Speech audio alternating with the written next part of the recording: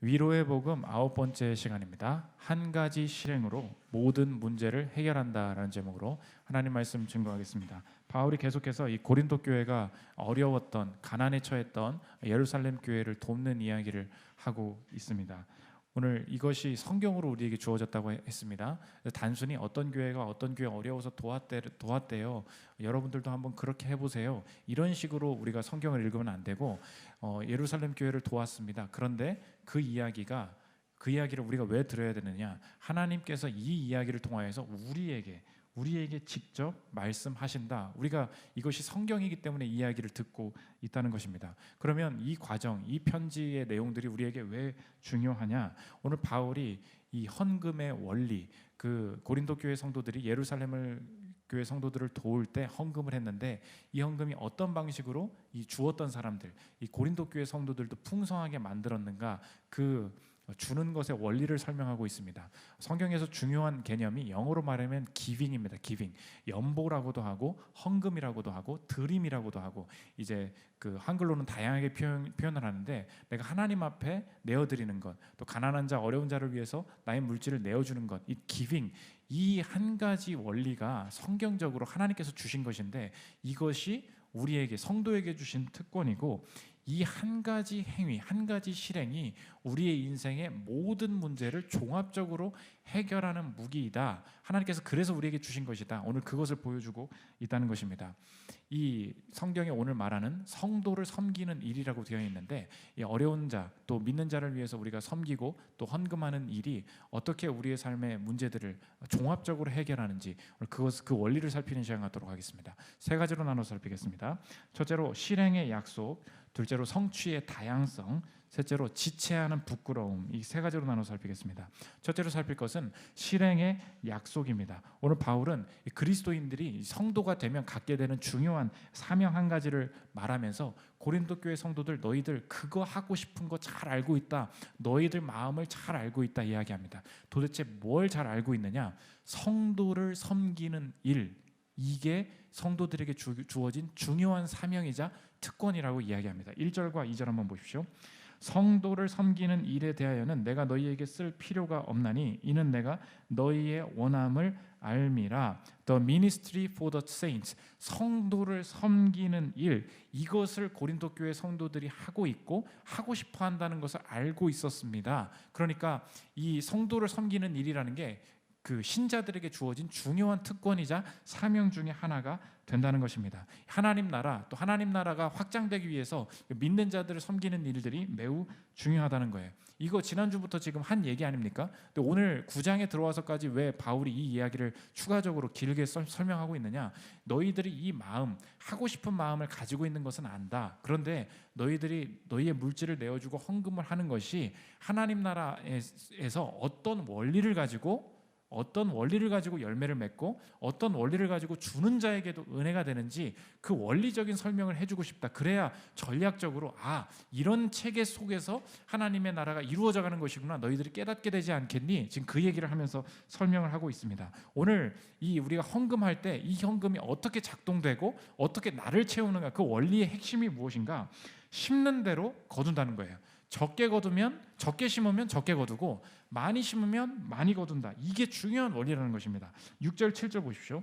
이것이 곧 적게 심는 자는 적게 거두고 많이 심는 자는 많이 거둔다 하는 말이로다. 각각 그 마음에 정한 대로 할 것이요 인색함으로나 억지로 하지 말지니 하나님은 즐겨내는 자를 사랑하시느니라. 계속 띄워주십시오.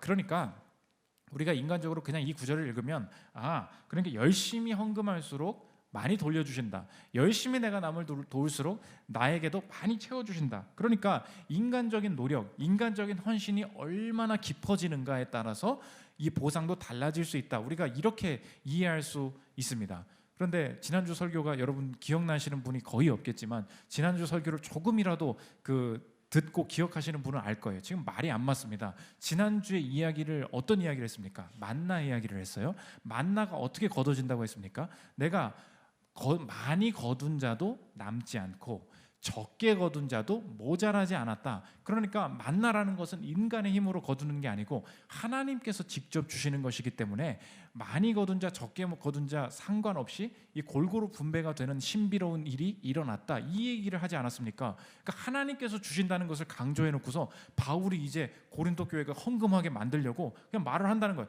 야, 심는 대로 거두는 거야. 이제 와서는 인간이 어떻게 사람이 많이 헌금할수록 하나님께서 많이 보상해 주실 거야. 이런 식으로 지금 말을 하고 있는 거 아닙니까? 이거 지금 괜히 헌금 많이 하게 하려고 얘기하는 것 같다는 거예요. 우리가 지금 사람 인본주의적으로 이렇게 성경을 해석하면 우리가 이것을 잘못 이해할 수 있다는 것입니다. 그렇지 않아요. 연결돼 있습니다. 만나를 누가 주신 거예요? 하나님이 주셨습니다. 그렇기 때문에 인간의 노력이 아니라 하나님의 이 신비 속에서 모두가 이 풍족하게 되는 일이 벌어졌는데 심는 것도 마찬가지라는 거예요. 심는 대로 거둘 것이다. 그 말은 야, 이제 심는 거 하늘에서 내려오는 거 말고 심는 것은 사람에게 달린 거야. 사람이 얼마나 노력하느냐에 따라서 하나님이 보상해 주실 거야. 인간의 노력을 강조하는 말이 결코 아니라는 것입니다. 성경에서 말하는 심는 대로 거둔다, 그 말은 하나님께서 각 사람에게 주신 것이 있는데 그것이 하나님의 뜻에 따라서 하나님의 마음을 따라서 주어질 때 그것은 그 사람에게 직접 주어지지 않고 하나님께 드려진 게 된다는 거예요. 하나님의 뜻대로 행할 때 이 내가 드려진 이 작은 물질이 어떤 방식으로 열매 맺게 될지, 어떤 배가가 되어서 그 사람의 문제를 해결할지, 어떤 다양한 문제들 속에서 역사하게 될지, 그것은 하나님이 일하시는 일이기 때문에 내 노력이 아니라는 것입니다. 이것을 우리가 쉽게 설명하면, 우리가 돈 얘기를 하면 좋아요.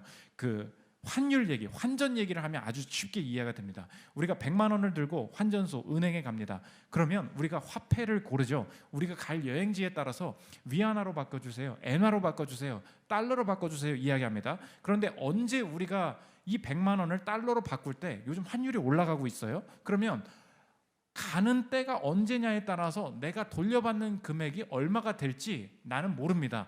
환율을 봐야 알아요. 그렇죠. 한 달 전에는 얼마 못 받았었는데 오늘 가니까 많이 받는다는 거예요. 왜 이런 일이 벌어집니까? 환전소가 있어요. 환율 시장이 있습니다. 거기서 어떤 곱하기, 어떤 환율에 따라서 곱해지느냐에 따라서 내가 받는 게 달라진다는 거예요. 하나님의 나라가 이와 같다는 것입니다. 우리가 자꾸 심는 대로 거둔다라고 했을 때, 자, 얼마 투자해, 얼마 헌금했어 오늘? 100만 원 했어? 그러면 하나님께서 너 10만 원 한 사람보다는 많이 보상해 주실 거야. 이런 방식으로 우리가 자꾸 생각을 한다는 거예요. 환율, 각자에게 임하는 환율은 하나님 나라에서 다 다르다는 것입니다. 하나님 나라에 환전소가 있고요, 하나님 나라에 환율이 있어요. 그런데 내가 적게 벌지 않습니까? 그것과 전혀 무관하다는 거예요. 내가 얼마를 벌든지 얼마를 가지고 있든지와 상관없이 오직 내가 가지고 있는 선에서 하나님께서 원하시는 마음이 있습니다.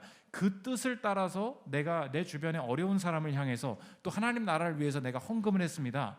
그러면 내가 드렸던 그 물질로 돌려받는 것이 아니고 화폐가 뭘로 바뀔지 몰라요. 내가 지금 위안화가 필요할 수 있고요, 언제는 내가 엔화가 필요할 수 있어요. 나는 날 몰라요. 그런데 얼마가 필요한지, 언제 필요한지 그 화폐와 그 환율을 하나님이 아신다는 거예요. 그래서 어느 순간 내가 주변에 가난한 친구가 있어서 그를 도왔는데 내 관계의 문제가 풀리기도 하고요, 어느 순간 내가 하나님 앞에서 이 물질이 하나님의 것입니다라고 내가 11조를 했는데 내 건강의 문제가 풀리기도 하고요, 내가 정말로 지금 나도 어려운 상황이었는데 주변에서 도와달라고 한 그것 때문에 내가 뭐 어떤 그 선교사님을 도왔는데 내 직장 취업의 문제가 풀리기도 한다는 거예요. 그게 약속이라는 거예요. 그러니까 무엇입니까? 인간적인 노력으로 되는 게 아니에요. 심는 대로 거둔다. 많이 헌금할수록 많이 거두게 될 것이다. 이거 지금 초점이 어디에 있어요? 인간의 노력, 인간의 능력에 있다고요. 그렇지 않습니다. 오늘 많이 심는 자는 많이 거두고 적게 거둔 자는 적게 거두게 될 것이다. 무슨 말입니까? 마찬가지로 만나를 내려주신 하나님이 동일하게 우리의 심는 것에도 일하시는데 내게 주신 것에 따라서 하나님의 마음을 따라서 행하는 그것이 많아지면 많아질수록 하나님을 거쳐서 하나님의 환전소, 하나님 나라의 이 환율 속에서 내게 필요한 다양한 것들이 이 한 가지 실행, 기빙, 다른 사람을 위해서 내 것을 내어주는 것, 하나님 나라를 위해서 내 것을 내어주는 이 한 가지 실행을 통해서 다양한 것들이 채워지게 될 것이다. 이것이 성도에게 주신 특권이고 성도에게 주신 문제를 해결하는 중요한 무기가 된다는 것입니다. 오늘 그래서 오늘 말씀의 핵심을 한 문장으로 정리하면 오늘 제목과 같습니다. 한 가지 실행으로 모든 문제를 해결한다는 거예요. 그 한 가지 실행이 무엇입니까? 이 땅의 사람들은 하지 않는 일이에요.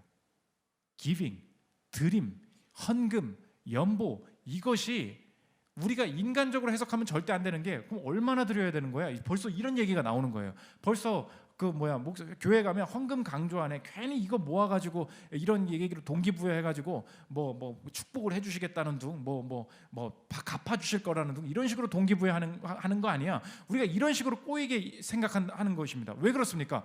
우리가 만나 얘기 이 본문이랑 연결시켜서 읽어야 돼요. 심는 대로 거둔다. 무슨 말입니까? 인간이 많이 할수록 많이 보상해 준다는 얘기가 절대 아니에요. 하나님께서 주신 상황 속에서 하나님의 뜻대로 행할 때 그것은 나에게 하나님의 나라 속에서 내게 필요한 문제를 해결하는 무기가 될 수 있다는 것입니다. 그래서 이 마크 세이프리드라는 이 고린도후서 주석을 쓰신 교수님이 하나님 나라의 화폐는 하나님이 정하시는 것이다. 내가 일하는 것은 절대 내 노동의 대가가 아니다라는 것을 이렇게 설명합니다. 들어보십시오. 잘 들어보십시오. 한 사람이 헌금을 통해서 수확하는 것은 그가 열심히 투자한 대가가 아니다. 대가가 아니라는 거예요. 하나님 그분만이 보상의 화폐를 정하신다. 열심히 헌금했으니까 그 노동으로 그 투자의 대가를 받는다고 생각하면 절대 안 된다는 것입니다. 그 화폐를 영어를 그 화폐를 누가 정한다는 거예요? 하나님이 정해요. 환율을 누가 정해요? 하나님이 정한다는 거예요. 그래서 이 만나 이야기랑 이제 연결이 된다는 거예요. 그러면 우리 교회에서 질문을 하죠. 많이 헌금하고 돈이 많은 사람일수록 복을 많이 받겠네요. 누가 그래요? 그런 게 아니라는 거예요. 내 필요, 내 건강, 내 관계, 내 모든 문제를 누가 아세요? 하나님만이 아세요. 그런데 내 소득, 내가 낼 수 있는 헌금의 양 누가 아세요? 하나님만이 아세요. 근데 걱정하지 말라는 거예요. 이거는 강요도 아니고 억지로도 될 수 없다는 거예요. 하나님을 향한 신뢰만 있을 때 그게 가능하다는 거예요. 그게 뭐예요? 하나님께서 내게 물질을 주셨음을 알고 하나님의 것을 구별해서 내가 하나님 나라를 위해서 주변 이웃을 위해서 사용할 때 그 물질을 주님이 받으시고 주님이 내게 필요한 것을 아시고 알아서 환율의 계산 속에서 나를 채우시게 된다. 이것이 성도가 가진 무기이자 특권이자 사명이 된다는 것입니다. 지난주에 우리 교회에서 선교사님 한 분을 후원을 했습니다. 우리 교회의 일본 선교의 첫 문을 열어주셨던 분이 김나실 선교사님이신데 오늘 주보에도 써 있죠. 이분이 제 신대원 3년간 룸메이트셨습니다. 근데 룸메이트니까 뭔가 선교사로 간다고 하면 헌금을 해야 되지 않을까 저한테 좀 기대를 했던 것 같아요. 근데 제가 끝까지 안 했습니다. 한 10,000원도 안 했어요.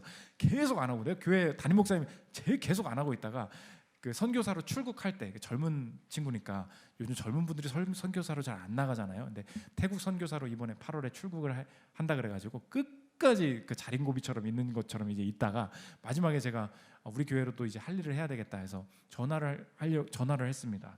그런데 헌금을 하겠다는 말을 하기 전에 저는 마음속에 이 선교사를 우리가 교회적으로 우리 교회 선교의 문을 열어주신 분이기도 하고 고마워서 우리가 해야 될 일을 해야 되겠다라는 마음만 가지고 전화를 걸었는데 헌금하겠다는 말을 안 했거든요. 근데 말을 듣기도 전에 창희 형 잠깐만 근데 내가 아는 사람 중에 교회를 다니다가 좀 쉬고 교회를 찾고 있는 사람이 있는데 그 사람이 갑자기 생각이 났다는 거예요. 걔는 교회를 열심히 다녔던 친구라서 금방 우리 교회에 나올 것 같다는 거예요. 근데 하필 물어보니까 그 친구가 관악에 살고 있다는 거예요. 어디 사냐 그랬더니 신대방에 살고 있다는 거예요. 그래서 금방 얘기하면 아마 올 거라고 그 얘기를 저한테 먼저 하는 거예요. 헌금을 하기도 전에.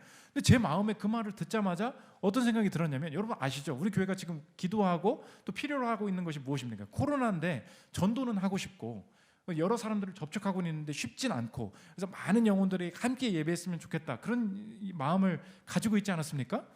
그런데 그 사람한테 제 연락처를 보냈다는 거예요. 근데 보통 목사한테 연락 안 하잖아요. 근데 애가 부침성이 좋아서 저한테 바로 통화를 끊자마자 카톡이 온 거예요. 목사님 안녕하세요. 지금 소개받은 뭐 누구라고. 얘는 좀 쉬울 것 같은 느낌이 드는 거예요.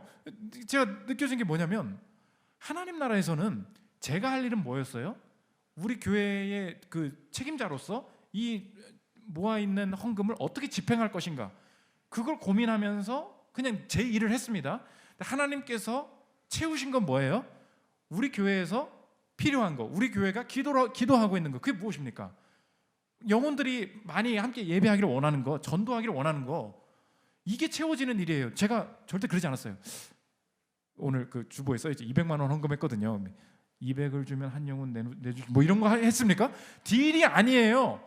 거래가 아니라고요. 근데 신기하죠? 환율도 몰라요. 뭐가 주어질지도 몰라요. 근데 하나님의 일하시면 뭐예요? 각자가 하나님 앞에서 주는 일, 성도를 섬기는 일을 감당할 때 하나님의 나라 속에서 그것이 이루어지게 된다는 것입니다. 이게 지금 예측이 됩니까? 이 전도바라고 한 일 아니잖아요. 마찬가지예요. 지금 우리가 이것을 이해할 때 얼마나 우리가 이것을 인본주의적이고 꼬인 마음으로 이 구절을 보고 이 구절을 우리가 복음으로 좋은 소식으로 받아들이지 못했는지를 알 수 있죠. 이 구절을 인간의 마음으로 읽을수록 느껴지는 건 뭐냐면 하나님이 그냥 내 걸 뺏어가는 느낌인 거예요. 그렇잖아요. 읽으면 읽을수록 화가 나고요. 읽으면 읽을수록 뭐 있는 게 없는데 뭘 내라는 것이냐, 이렇게 얘기하잖아요. 그런데 하나님께서 주시는 이게 복음, 굿뉴스, 좋은 소식이라는 걸 믿으십니까? 성도를 섬기는 일이 우리에게 좋은 소식이라는 거예요. 예루살렘 교회에 연보를 하는 일이 고린도 교회 성도들에게도 좋은 일이라는 거예요.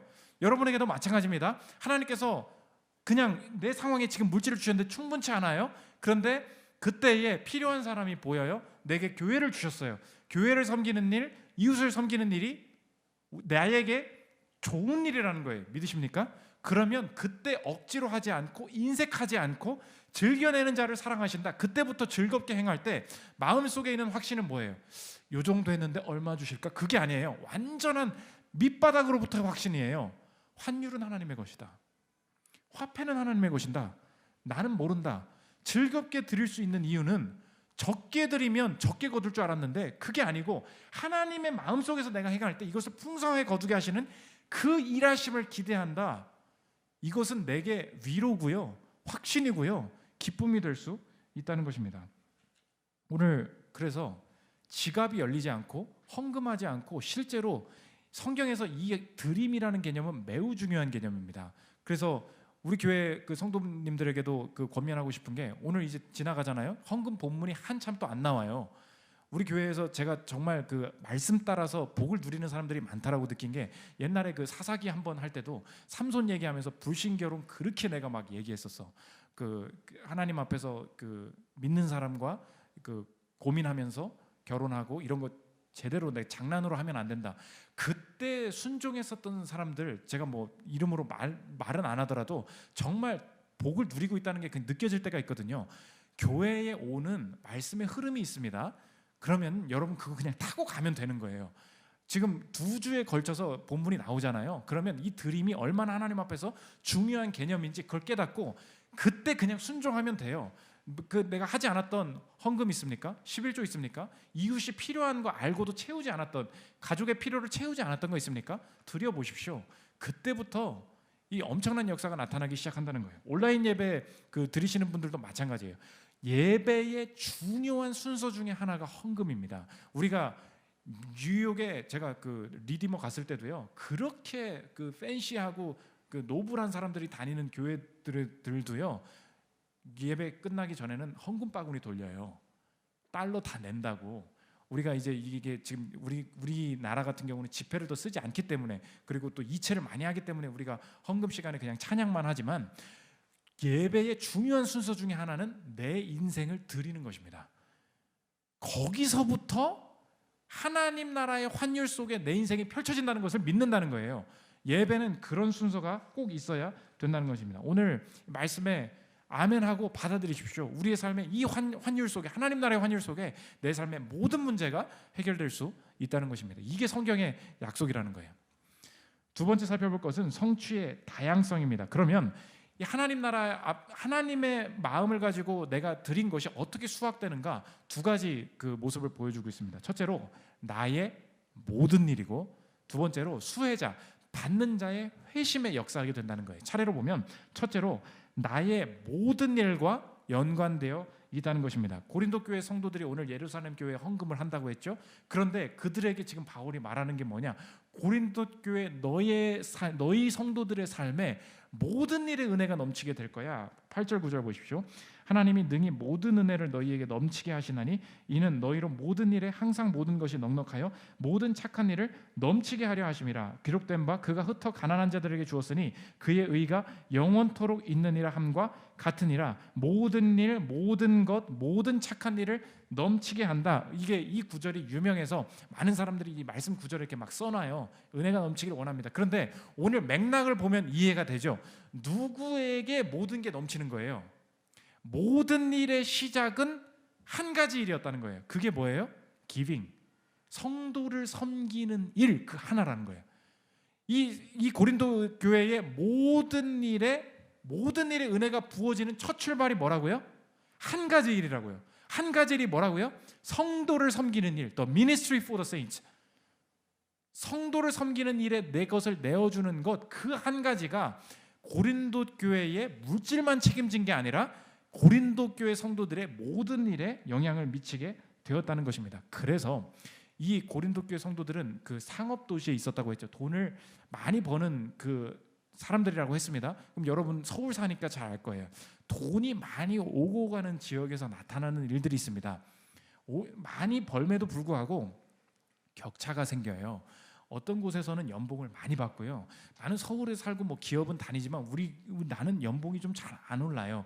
그러니까 고린도 교회 성도들 마음속에 어떤 마음이 있겠습니까? 많이 일을 하는 사람들, 돈을 버는 사람들이지만 그 안에서도요. 여러분 마음에 그런 게 있죠. 많이 버는 직업이 있고요. 그렇지 않은 직업이 있고요. 그렇죠? 뭐 자산을 사서 많이 올랐다는 사람이 있고요. 그렇지 않은 사람이 있고요. 그러니까 나는 적게 버는 자다. 나는 많이 받는 사람이다. 그러니까 내가 신앙생활을 하면서도 자꾸 이렇게 돈 버는 일에 종사를 하다 보니까 그런 마음이 나는 누구냐? 연봉을 좀 덜 받는 자다. 좀 못 버는 자다. 나는 좀 많이 버는 자다. 이런 식으로 주변을 판단하고 있었어요. 그런데 바울이 오늘 이 얘기를 하면서 여러분은 다시 하나님 앞에서 여러분의 삶을 정리해야 됩니다라고 하면서 뭐라고 말을 하느냐?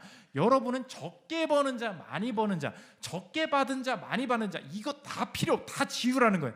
여러분은 누구십니까? 하나님 앞에서 당신들은 심는 자입니다. 오늘 10절 보십시오. 심는 자에게 씨와 먹을 양식을 주시는 이가 너희 심을 것을 주사 풍성하게 하시고 너희의 의의 열매를 더하게 하시니니. 심는 자가 무엇입니까? 언제든지 이 사역에 참여하는 자죠. 그러니까 그 하나님 나라의 환율이 따로 정해져 있다면, 내가 그것을 모르고 하나님이 하시는 일이라면 적게 받았다고 해서 실망할 필요가 없다는 거예요. 많이 받았다고 해서 놀고 있으면 안 된다는 거예요. 누구든지 하나님 앞에서는 오늘 심는 자로 부름을 받았다는 것입니다. 심는 자가 뭐예요? 지금 내가 할 수 있는 일이 있다는 거예요. 지금 내가 드릴 수 있는 일이 있다는 거예요. 적게 드렸다고 내가 적게 보상받을 거라고 생각하지 말라는 거예요. 하나님 앞에서 내 전부를 드렸다면 그것이 하나님 나라의 그 모든 과정 속에서 내게 풍성하게 채워질 것이다. 그러니까 가난 중에도, 빚을 갖고 있는 중에도, 소득이 적은 중에도 언제나 내 마음은 심는 자라는 거예요. 그것이 1번이 될 때 내 삶의 길이 열린다는 것입니다. 적용적으로 이야기하면 여러분의 삶에 오늘 돈 벌기 힘들죠. 많이 쌓이지 않죠. 그래도 꼭 기억하십시오. 모으는 일, 저축하는 일, 쌓는 일은 언제나 2번이라는 거예요. 언제나 2번이에요. 여러분이 아무리 빚을 갚고 있고 대출을 받고 있고 소득이 월세 나가면 아무것도 없다고 해도 하나님 나라에서의 정체성은 뭐냐? 심는 자라고 부름받았다는 거잖아요. 심는 자는 언제나 모으는 것은 2번이고 1번은 뭐예요? 심는 일, 하나님 나라에서 내가 해야 할 일 중심으로 내 인생의 모든 재정적인 삶의 디자인을 할 때 그때 2번도 채워지게 된다는 것입니다. 다 아시듯이 제가 이사를 최근에 하지 않습니까? 그때 그 가졌던 두려움이 그거예요. 많은 사람들이 뭐 이제 집이 없다고 이야기하는데 나는 뭐 이제 목회자로 사역을 해야 되는데 서울에 이제 뭐 못 살게 되는 거 아닌가? 이러다가 내가 뭐 사역까지도 다 놔버리게 되는 거 아닌가? 그런데 그때 처음에 생각했던 게 그거예요. 처음에 내가 이 자리에 어떻게 오게 되었나? 처음에 이 자리에 어디가 싸니 어디가 비싸니로 오지 않았어요. 처음에 이 자리에 결정하게 된 1번이 뭔지 아십니까? 나 여기서 목회해야 된다. 그러면 여기서 이 목회를 가장 잘 감당해낼 수 있게 살 수 있는 집을 구한다. 그게 2번이었어요. 그러니까 심는 게 먼저였어요. 그때 이 자리에 왔다는 것입니다. 여기 살고 있었어요. 근데 이제 상황이 바뀌었죠. 뭐 더 안 좋은 상황이 될 수도 있고 더 많은 필요가 생겼습니다. 그때도 다시 기억했던 게 뭐냐? 하나님, 내 1번은 여기서 사역을 더 많이 하고 더 성도들을 가까이서 섬길 수 있는 게 1번입니다. 근데 이 더 많이 버는 것, 더 좋은 기회가 있는 것으로 생각을 하잖아요. 그러면은 서울 전역에 다른 기회가 많아요. 뭐 아파트를 가야 되는 거 아니냐는 둥, 어디에 더 쾌적한 교육 환경이 있는 거 아니냐는 둥, 이런 얘기가 나올 수 있잖아요. 그런데 그런 얘기를 다 알아요. 다 알매도 불구하고 1번은 뭐예요? 1번은 심는 거예요. 성도를 섬기는 일, 이게 1번인 거예요. 그리고 나서 제가 이 집에 들어가는데 돌아보고 나서 보니까 그 자리에 있는 복이 있어요. 그 자리에서 주신 제 유익이 있어요. 그건 내가 몰랐는데 알고 이걸 계약하고 나니까 깨달아지는 거예요. 이게 2번인 거예요.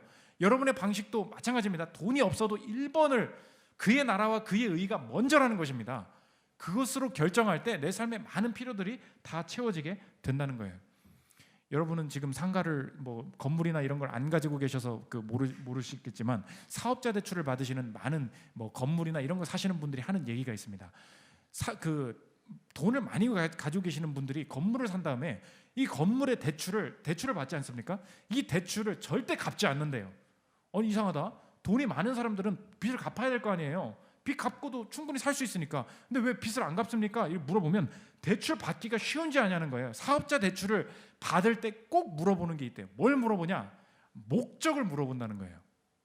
목적이 있어야 불려준다는 거예요. 그래서 제가 이 건물을 사기를 원합니다. 그리고 임차인을 내보내야 돼가지고 돈이 필요합니다. 혹은 뭐 내가 이 매매할 때 잔금을 치러야 돼서 잔금이 필요합니다. 이 목적을 가지고 사유를 쓰면 대출이 잘 나온다는 거예요. 그런데 목적이 끝났어요. 내가 잔금도 다 치렀어요.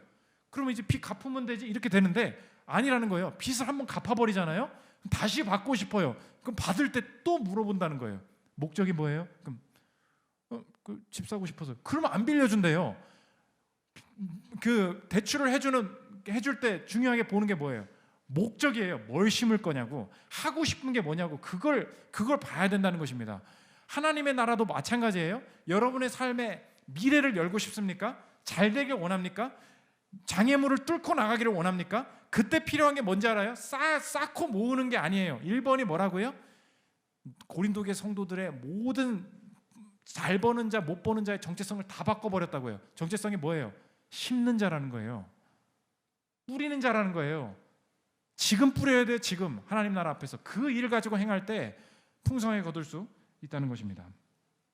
이 현승원 사장님이라고 계십니다. 3J 에듀라고 온라인 강의 사이트인데 한참 잘 나갈 때 19년도 매출이 한 700억 넘어가니까 많이 잘 되셨죠. 영어 강사로 나가다가 크게 잘 되신 분입니다. 잘 나가고 있는데 사업도 돈이 없잖아요. 근데 1호점, 2호점 막 내는데 2호점 원장이었던 자기 동역했던 사업의 동지가 있었습니다. 근데 이분이 막 학자금 대출도 받고 뭐 제2금융권, 3금융권 손까지 벌리면서 돈이 없고 막 그러니까 이제 막 대출에 빚에 허덕였던 거예요.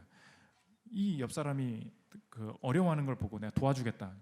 빚이 얼마니? 5천만 원 정도 있다는 거예요. 근데 본인도 지금 사업의 확장 때문에 사업에 버는 수익의 90%를 재투자를 하고 있었기 때문에 돈이 없는 거예요. 근데 통장에 딱 보니까 진짜 5천만 원이 있는 거예요. 자기가 결혼도 하고 그러니까 혼자 결정은 못하고 아내랑 상의하다가 이 친구 도와주는 게 어때? 도와줬다는 거예요. 말을 합니다.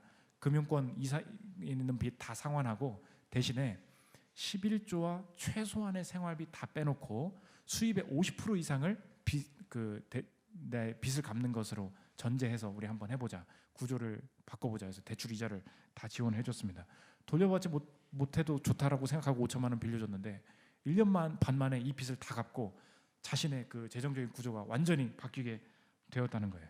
그런데 이 자신이 가진 5천만 원 가지고 이 일을 시작했지 않습니까? 그런데 회사가 같이 커진 거예요. 같이 커지면서 이 일이 어떻게 확장이 됐느냐?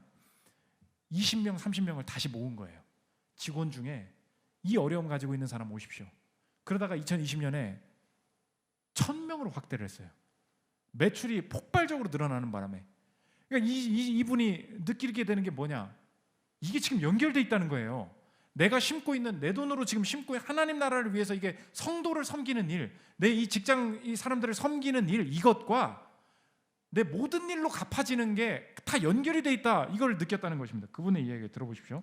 그들은 빚의 무게에서 해방됨과 동시에 과도한 대출 이자를 해결하고 새로운 재정 원칙을 확립했다. 수개월 동안 월급의 반 이상을 상환하면서 절약하는 생활 습관과 합리적인 소비 습관을 스스로 터득했다. 나는 그들에게 이자의 무게라도 덜어주기 위해 이 일을 시작했는데 하나님은 그 이상의 선물을 허락하셨다. 어려우니까 헌금은 나중에, 심는 일은 나중에. 그렇지 않습니다. 여러분, 오늘 심는 자예요. 오늘 시작해야 됩니다. 거기서부터 모든 일에 은혜가 부어진다는 거예요. 두 번째, 수혜자의 회심에 영향을 준다는 것입니다. 생각해 보십시오. 이 땅의 사람들이요, 하나님을 눈으로 볼 수 있는 기회가 없어요. 하나님을 어떻게 봅니까? 오늘 성경의 말은 하나님의 뜻대로 쓴 물질이 있니? 그러면 그 사람은 돈을 받은 것 같지만 신비스러운 일이 벌어지는데 돈을 보는데 하나님을 보게 될 거라는 거예요. 11절 12절 보십시오. 너희가 모든 일에 넉넉하여 너그럽게 연보를 함은 그들이 우리로 말미암아 하나님께 감사하게 하는 것이라. 이 봉사의 직무가 성도들의 부족한 것을 보충할 뿐 아니라 사람들이 하나님께 드리는 많은 감사로 말미암아 넘쳤느니라. 그들이 우리가 돈을 줬는데 누구한테 감사를 한대요? 하나님께 감사를 한대요. 돈을 받았는데 뭘 느낀다는 거예요? 야, 저 사람 참 고맙네라고 느끼지 않고 하나님이 나를 알고 계시는구나. 하나님이 이 상황을 지금 보고 계시는구나. 하나님이 내 삶을 붙들고 계시는구나. 그것을 보여줄 수 있는 중요한 수단 중에 하나가 돈, 헌금, 주는 일이라는 것입니다. 이 세상에 어떤 사람도 그렇게 돈을 안 써요. 그런데 그리스도인들만 그렇게 돈을 써요. 그때 볼 수 있다는 거예요. 우리 교회를 하나님이 사랑하신다는 것을 느끼는 게 언제입니까? 우리가 추운 겨울날 예배당 못 찾고 있을 때 광염교회에서 헌금했을 때 우리가 뭘 느꼈습니까? 광염교회 참 좋은 교회다. 뭐 그것도 느꼈죠. 참 훌륭한 사역을 한다. 그것도 느꼈죠. 근데 우리가 느낀 게 뭔지 아십니까? 우리 교회를 하나님이 안 버리셨구나. 하나님이 우리 교회를 통하여서 하실 일이 있구나. 그걸 같이 느끼잖아요. 그러니까 광염교회를 향한 감사도 있지만 내가 느끼는 게 뭐예요? 내가 하나님과 회복이 된다고요. 여러분 마찬가지입니다. 그래서 여러분이 이웃을 섬길 때 내가 뭐 사장으로서 알바를 고용하고 직원을 고용하고 주변 사람들을 섬길 때 마찬가지예요. 내 존재에서 내가 베푼 것 때문에 그 사람이 하나님께 감사하고 있습니까? 여러분, 그게 느껴지는 게 있어야 돼요. 내가 일을 하는데요, 그 사람이 하나님을 얘기해요. 그게 증거예요. 그게 특별히 내가 베푸는 일, 돈 쓰는 일에 달려 있다는 것입니다. 이 회심이 우리가 주는 일을 통해서 벌어질 수 있다는 거예요.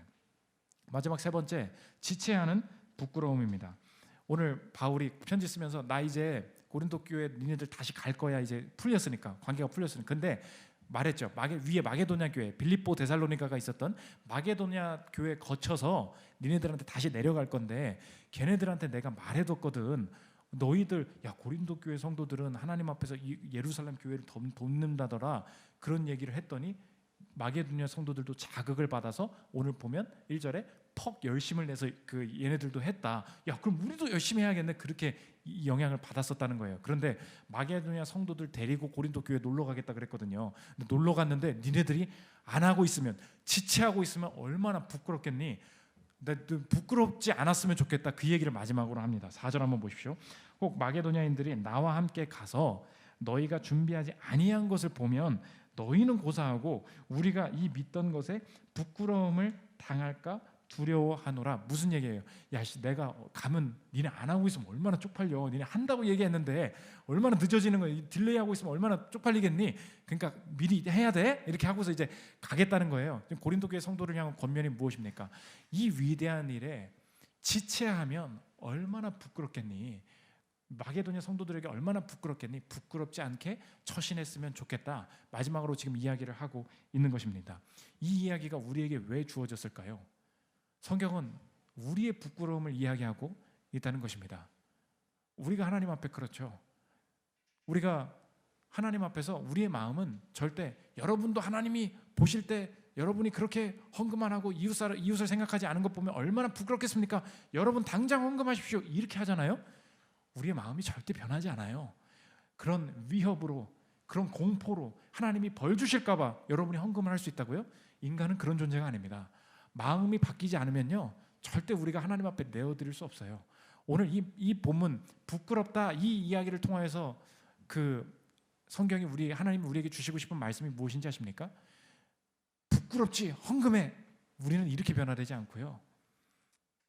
우리가 부끄러운 모습으로 하나님 앞에 서 있는데 우리가 무엇 하나 하나님 앞에 드리기도 전에, 드려야 되는데 드리지도 않고 가지고 있으면서 부끄러운 모습인데 무언가를 드리기도 전에 먼저 모든 것을 주신 분, 그것을 내게 주시면서 아깝다 부끄럽다 하지 않으신 분이 우리의 삶에 계시다는 것입니다.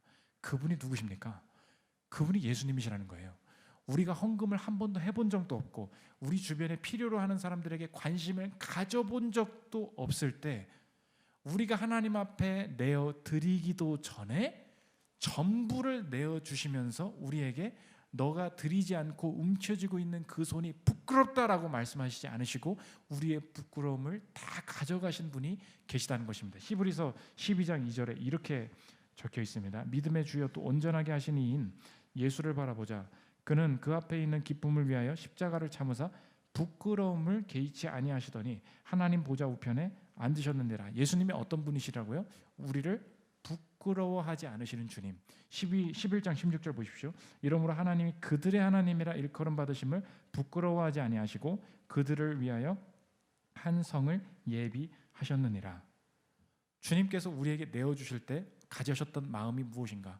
내가 너의 아버지다, 내가 내 자녀가 너희들이다 라고 말하는 것이 전혀 부끄럽지 않다는 거예요. 주님이 무엇을 내어주셨습니까?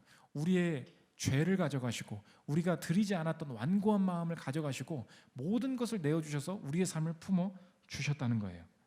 그럴 때 이미 주신 분이 우리의 삶에 계심을 알 때 우리의 삶이 그때부터 변할 수 있다는 것입니다. 난 지금까지 내 가난한 것, 내가 못 버는 이 상황이 하나님께 내가 헌금을 안 해가지고 내가 하나님이 나를 지금 이렇게 벌 주시는 건가? 이렇게 생각할 때도 있었고요. 하나님이 자꾸 드리라고 하시는데 나는 마음이 생기지 않아. 이런 다친 마음도 있었어요. 근데 우리 마음이 언제 변할 수 있느냐? 드리기도 전에 먼저 몸을 내어 주셔서 내 죄를 씻기시고 내 영생을 주신 분이 나의 하나님이시라면 이제 다시 생각할 수 있겠다는 거예요.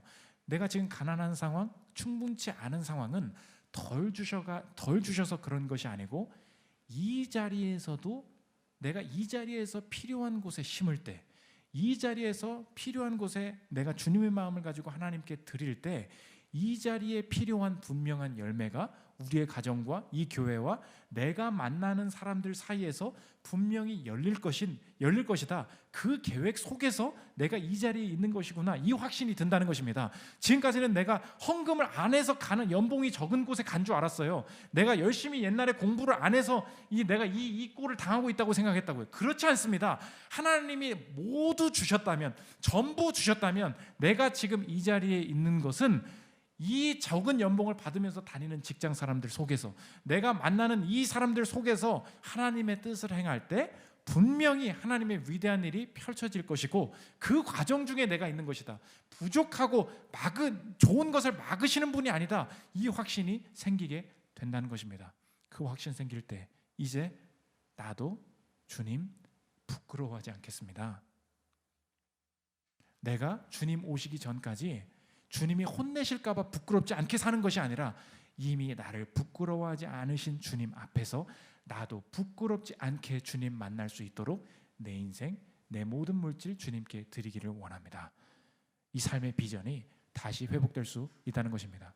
저 여러분, 기빙, 이 드림의 원리가 얼마나 위대한 주님께서 신자들에게 주신 선물인지 이해하고 하나님께 드림으로 하나님의 환율 속에 하나님의 화폐 속에 모든 문제가 해결되는 것을 경험하는 여러분들 되시기를 기도합니다. 우리 오직 예수뿐이네 찬양하고 기도하는 시간 갖도록 하겠습니다.